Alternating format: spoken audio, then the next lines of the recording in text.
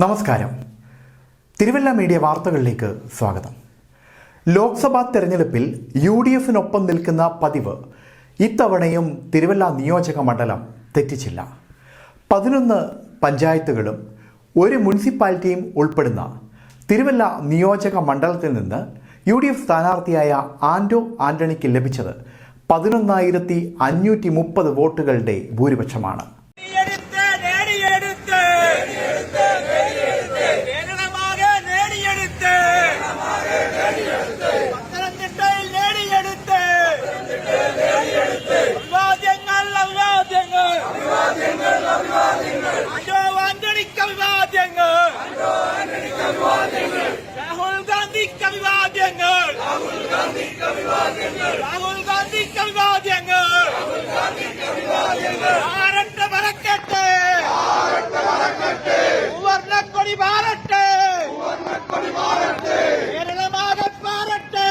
തിരുവല്ല നിയോജക മണ്ഡലത്തിൽ UDF സ്ഥാനാർത്ഥിയായ ആൻഡോ ആന്റണി നേടിയത് 53,299 വോട്ടുകളാണ്.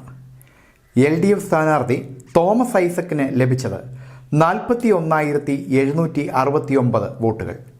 NDA സ്ഥാനാർത്ഥി അനിൽ ആന്റണിക്ക് ലഭിച്ചതാകട്ടെ 31,444 വോട്ടുകൾ.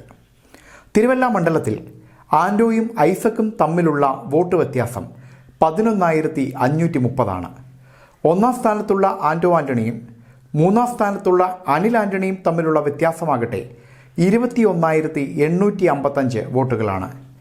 രണ്ടാം സ്ഥാനത്തുള്ള ഐസക്കും മൂന്നാം സ്ഥാനത്തുള്ള അനിലും തമ്മിലുള്ള വ്യത്യാസം 10,325 വോട്ടുമാണ്. 2021 നിയമസഭാ തെരഞ്ഞെടുപ്പിൽ തിരുവല്ല നിയോജക മണ്ഡലത്തിൽ നിന്ന് തെരഞ്ഞെടുക്കപ്പെട്ട LDF സ്ഥാനാർത്ഥി മാത്യു തോമസിന് ലഭിച്ചത് 62,178 വോട്ടുകളാണ്. ലോക്സഭാ തെരഞ്ഞെടുപ്പിലെ ഫലവുമായി താരതമ്യം ചെയ്യുമ്പോൾ 20,409 വോട്ടുകളുടെ കുറവ്. അന്ന് UDF സ്ഥാനാർത്ഥിയായ കുഞ്ഞുകോശി പോൾ നേടിയത് 50,757 വോട്ടുകളാണ്. ലോക്സഭാ തെരഞ്ഞെടുപ്പിൽ ലഭിച്ച വോട്ടുകളുമായി താരതമ്യം ചെയ്യുമ്പോൾ 2,542 വോട്ടുകളുടെ വർധനവ്. എന്നാൽ 2021 നിയമസഭാ തെരഞ്ഞെടുപ്പിൽ NDA സ്ഥാനാർത്ഥി അശോകൻ കുളനട നേടിയ 22,674 വോട്ടുകളുടെ സ്ഥാനത്ത് ഇപ്പോൾ അനിൽ ആന്റണി നേടിയത് 31,444 വോട്ടുകളാണ്.